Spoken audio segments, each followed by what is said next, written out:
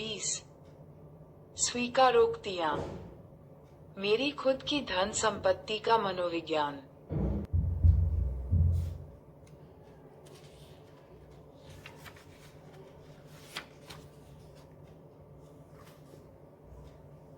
Sandy नडी गॉट्समैन एक अरबपति निवेशक थे, जिन्होंने फर्स्ट मैनहट्टन नामक एक परामर्श समूह की स्थापना की। कहा जाता है कि वे अपने निवेश दल के लिए साक्षात्कार में उम्मीदवारों से यह सवाल पूछा करते थे, आपके पास क्या है और क्यों?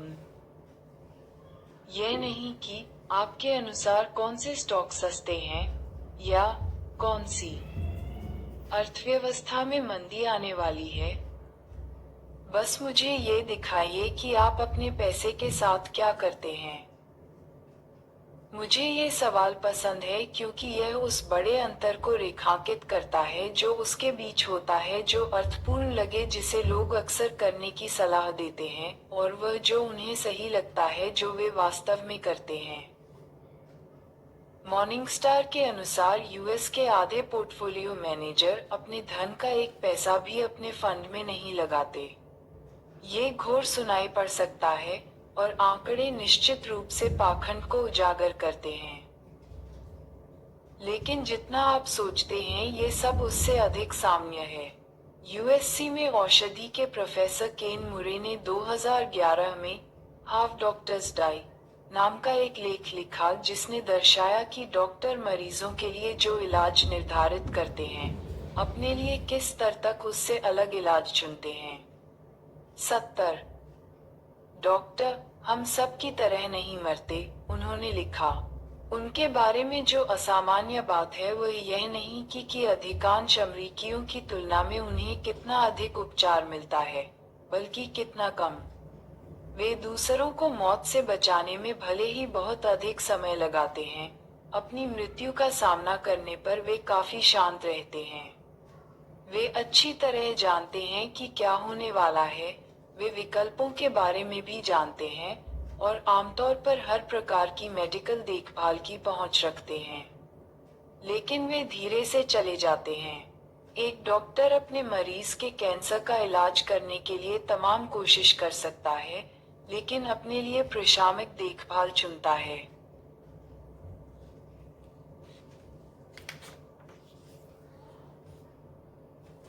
लोग आपको जो करने की सलाह देते हैं और जो वे खुद अपने लिए करते हैं, इसके बीच का अंतर हमेशा खराब नहीं होता।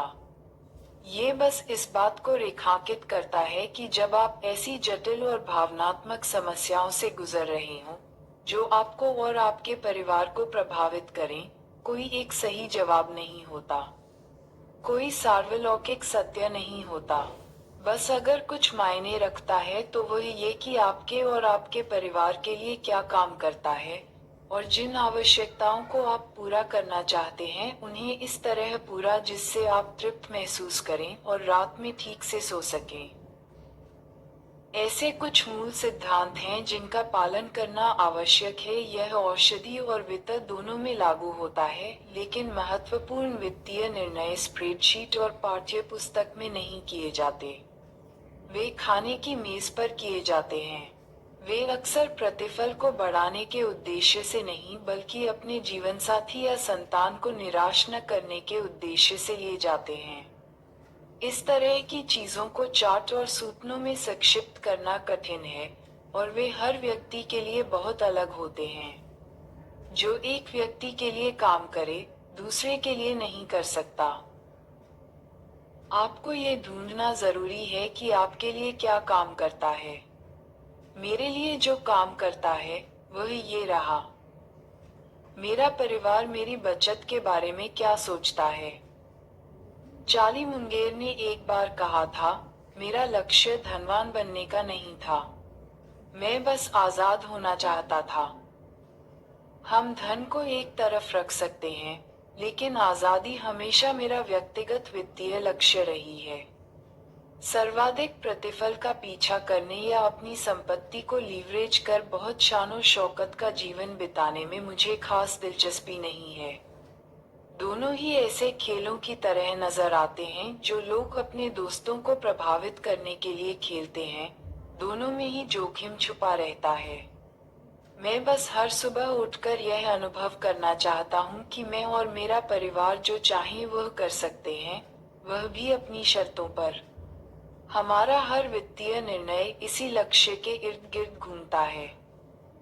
मेरे माता पिता ने अपनी वयस्कता 2 चरणों में बिताई, अत्यंत गरीबी और औसत रूप से समृद्ध। मेरे पिता 40 वर्ष की उम्र में डॉक्टर बने जब वे 3 बच्चों के पिता थे। एक डॉक्टर का वेतन कमाने से वह मितव्ययिता की मानसिकता नहीं बदली जो मिडिल स्कूल के 3 भूखे बच्चों को संभालते हुए निर्मित हुई थी, और मेरे माता पिता ने अपने अच्छे साल अपने साधनों से नीचे रहकर उच्च बचत दर के साथ बिताए। इससे उन्हें काफी हद तक स्वतंत्रता मिली। मेरे पिता एक आपातकालीन कक्ष के डॉक्टर थे, अधिकतम तनाव वाला पेशा जिसकी मैं कल्पना कर सकता हूँ, और जो दिन और रात की शिफ्ट के बीच शरीर की आंतरिक घड़ी में कष्टमय टॉगले की मांग करता है। 2 दशकों के बाद उन्होंने निर्णय लिया कि बस बहुत हुआ, इसलिए उन्होंने ये काम बंद कर दिया। उन्होंने बस ये काम छोड़ दिया और अपने जीवन के अगले पड़ाव की ओर चल पड़े। यह मेरे मन में बैठ गया। एक सुबह उठकर वह बदल पाने की क्षमता जो आप कर रहे हैं, अपनी शर्तों पर, जब आप तैयार हों, ये सभी वित्तीय लक्ष्यों में महानतम प्रतीत होता है।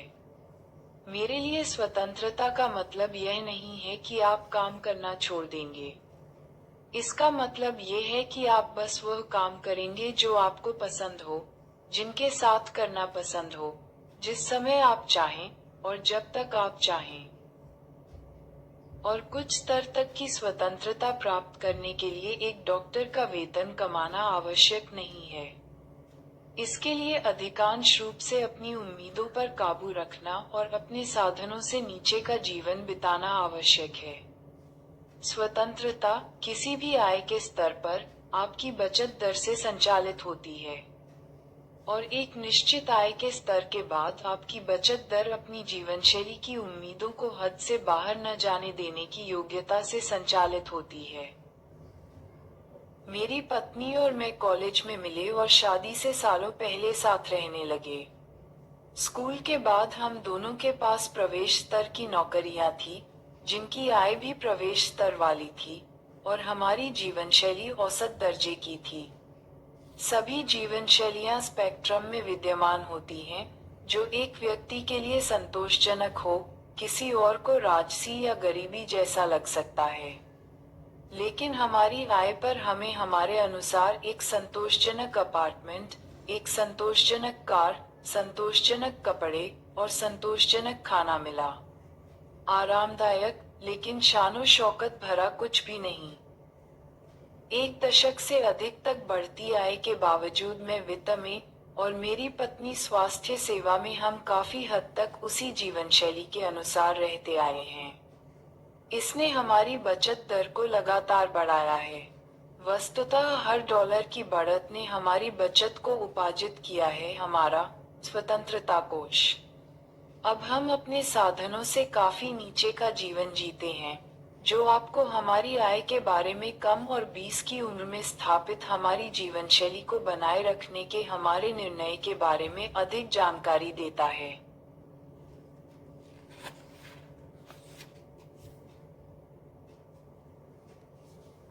हमारे घर की वित्तीय योजना का वह हिस्सा जिस पर मुझे गर्व है वह ये कि हमने जीवनशैली की कामनाओं के गोलपोस्ट को कम उम्र में ही आगे बढ़ाना बंद कर दिया।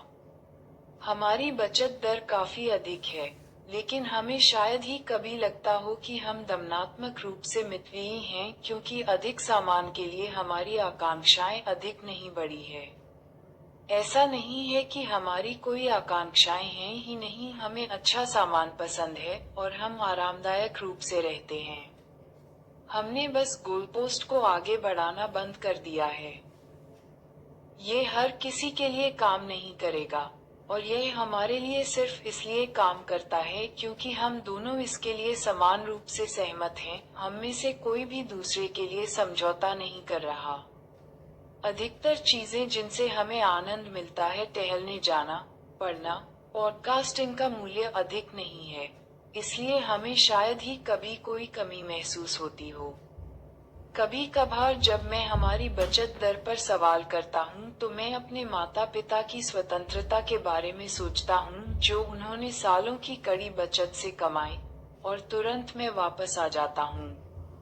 स्वतंत्रता हमारा शीर्ष लक्ष्य है। अपने साधनों से नीचे जीने का एक दूसरा लाभ ये है कि आप अन्यों के साथ बराबरी करने के मानसिक श्रम से बच सकते हैं। अपनी समर्थता से कम में आरामदायक जीवन बिताना और अधिक की कामना न करना उस अत्यधिक सामाजिक दबाव को हटा देता है जिसे आधुनिक फर्स्ट वर्ल्ड के अधिकतर लोग खुद पर लाद लेते हैं। नासिम तालिब ने स्पष्ट किया, सच्ची सफलता रैट रेस को छोड़कर अपने कार्यकलाप को व्यवस्थित करना है, जिससे मन की शांति प्राप्त की जा सके। मुझे ये पसंद आया। हम स्वतंत्रता कैंप के लिए इतने प्रतिबद्ध हैं कि हमने कुछ ऐसी चीजें की हैं जिनका कागजों पर मतलब न बने। हमारे घर पर कोई ऋण नहीं है, जो हमारा सबसे खराब वित्तीय निर्णय है, लेकिन सबसे अच्छा संपत्ति निर्णय। जब हमने ये घर खरीदा, ऋण ब्याज दर बहुत कम थी।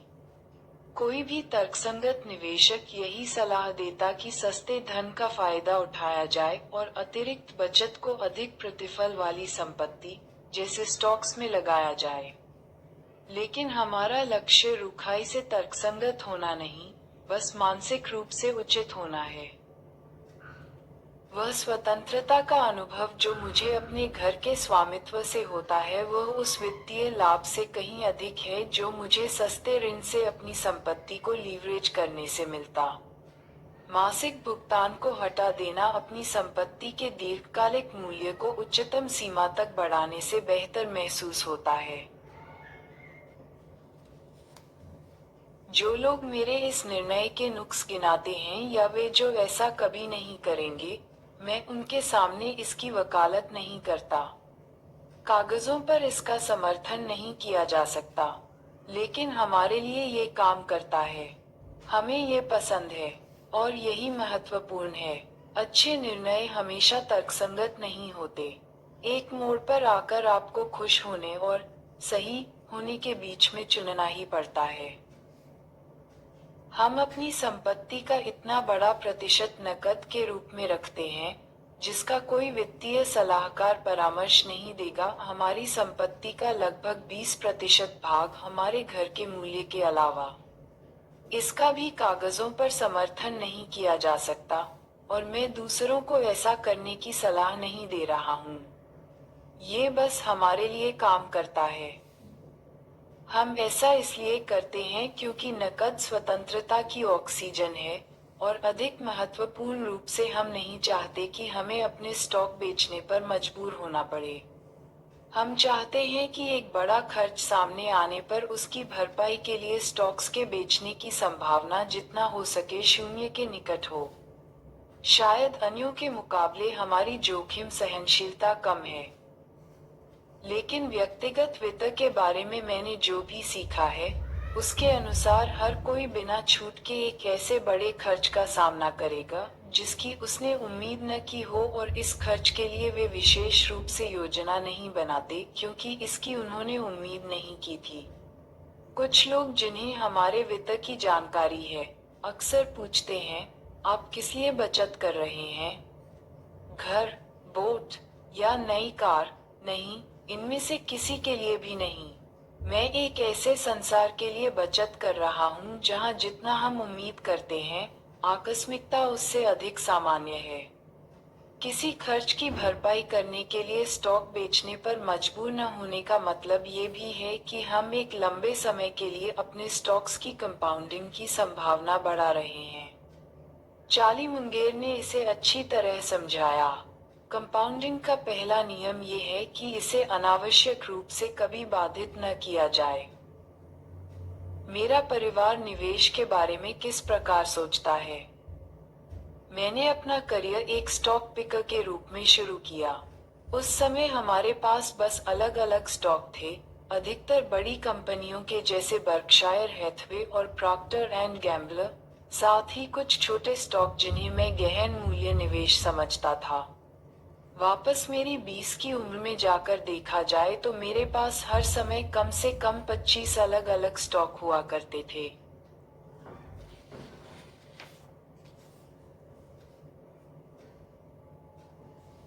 मुझे नहीं पता कि एक स्टॉक पिकर के रूप में मैंने कैसा कामकाज किया।